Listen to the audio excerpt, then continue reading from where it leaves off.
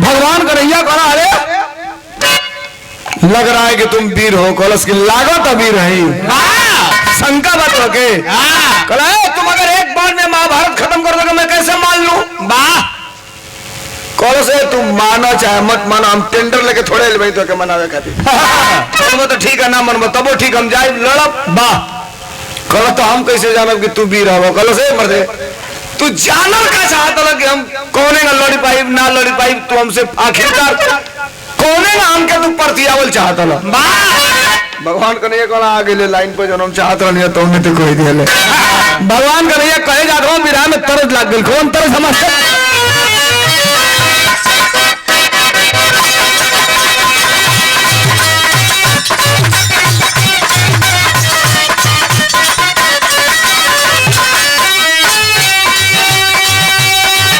तरस मास्टर बजावत रहन आज के मार्केट में नई तरह जुड़ लिया मर्द मेहरारू के बीच के तरह का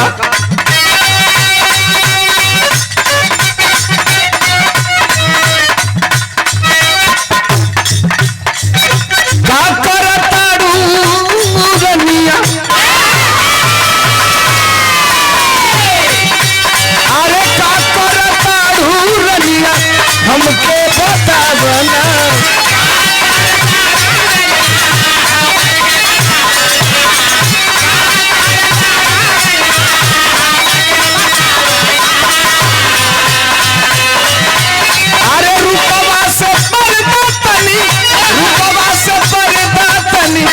रनिया हटावना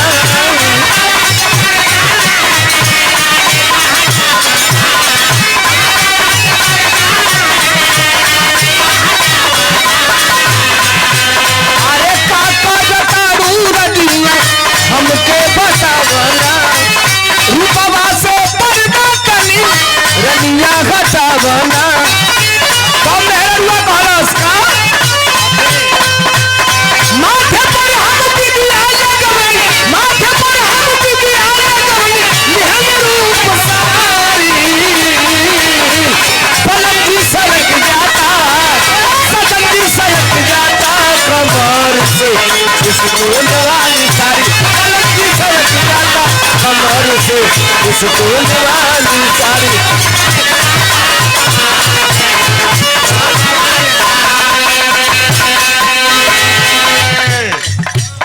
निहाल hitech DJ and flower decoration पता सरकारी हॉस्पिटल थाना road Bhatni Deoria. DJ book करे वही यही फूल उल वाला सजावट वाला बुक करे वही तो भाई से मिल लिया लो अयन साउंड बाजे ताई भाई कहो इन मौका पर आगे लो भैया इज्जत रख दियो खातिर धन्यवाद। पैसा रुपया रहेला तब वो बाजा बजा देला ना रहेला तो 2-4-6 महीना खातिर उधारो बाकी बजा देला भाई के बहुत धन्यवाद।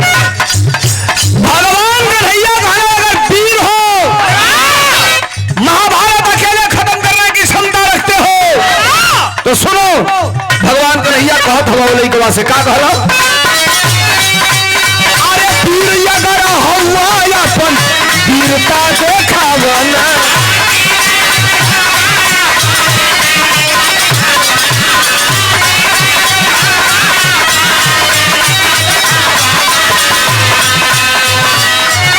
जहाँ खड़ा रहा भैया सुना लो जहाँ खड़ा रहा एगो पीपल का पेड़ रहे पीपल का पेड़ है। Oh my god please do not to speak in this time सरकार क्षमा करेंगे इससे बड़ा कोई हथियार है नहीं मेरे पास अभी। अब बात है चुनाव में जमा करा लेने वाला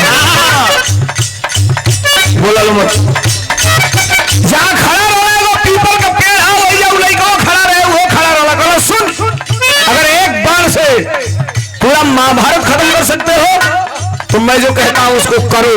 कलश का तो भगवान को नैया कहला का कहला पिपरा को पतइए के पार से छेदावना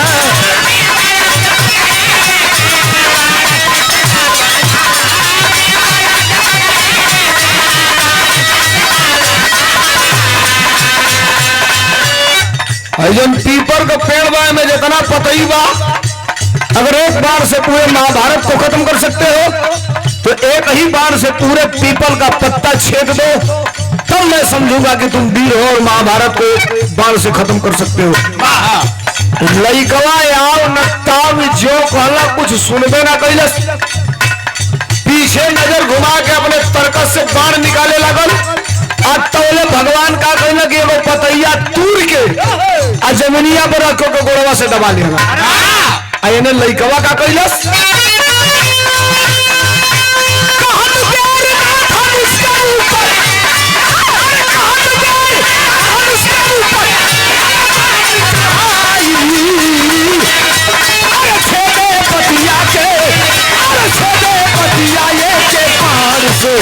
कांपे ले कन्हाई छेदे पतिया ये के बार से, कांपे ले कन्हाई।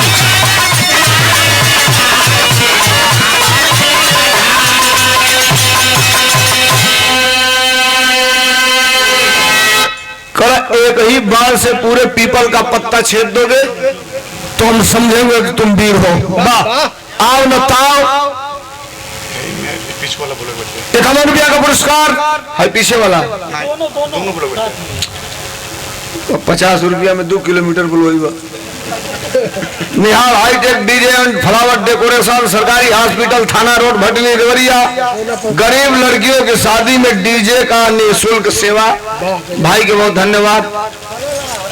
चलता है, एक बार ताली बजा के स्वागत कर दिया भाई का। बहुत धन्यवाद, थैंक यू, बहुत बहुत धन्यवाद।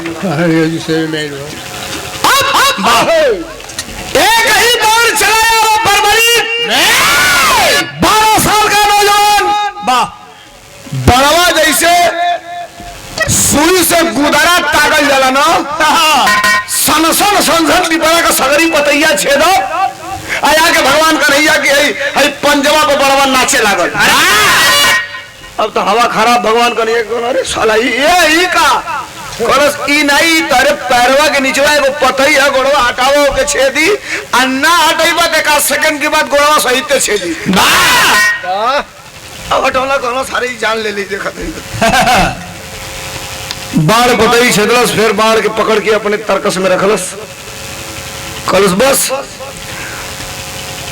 समझ गई लो, अंदाजा लग गई कि हम एक बार से महाभारत खत्म कर सकेला। अब हम जाते नहीं। कल रुक बेटा, वीर दिखाई देते हो। कल सुन लो, मर्द इतना की बात हो, तू हमके वीर ना मनबो तो फिर तुम्हारे मनले ना मनले का मतलब बा। कहे जो वीर होता है वो दानी भी होता है। तू अपने असली औकात पर। अरे कुछ मांगा ही कर रहा था, 1.5 घंटा मर्दवा बिना मतलब का लपेट के हमके भर मौले रहा। मांगा ही के बाद तो शुरू में मांग ले रहा था, जो मांगता हम दे देती, मतलब 1.5 घंटा हमके दिखा के कराई करके तब तो हाथ लगी जो वीर होता है वो दानी भी होता है। क्या चाहिए कहो, लेकिन तुम दे नहीं पाओगे। देखो चढ़ाओ था, कहो देखो रीस मत बढ़ाओ, रीस लग जाई तो हम दे हलो जाने ला, ले हलो जाने ला। कहो नहीं तुम दे नहीं पाओगे। कहो क्या है जो मैं नहीं दे पाऊंगा। कहो उम्र छोटी है, मैच्योर्ड नहीं हो, और हमें लग रहा है परिपक्व तो नहीं हो। मुझे लग रहा है कि मैं कहूंगा, अगर नहीं कर दोगे मेरी जबान खाली चल जाएगी।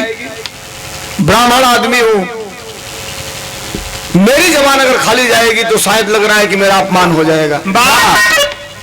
तन के खड़ा हुआ वो 12 साल का ही बच्चा और कहा आपके बीच में वचन देता हूं महाराज, जो मांगना हो मांग लो, जो मांगोगे वो दूंगा, जो मांगोगे वो दूंगा, जो मांगोगे वो दूंगा। करो 3 वचन दिए हो, याद रखना। तीर कमान से, बात जुबान से अगर निकल जाती तो फिर कभी वापस नहीं आती। आप मांगो कहना तल्ले, हम मांगा तो नहीं, फिर आगे टेरी में भगवान का नहीं मांग देगा। क्या मंगला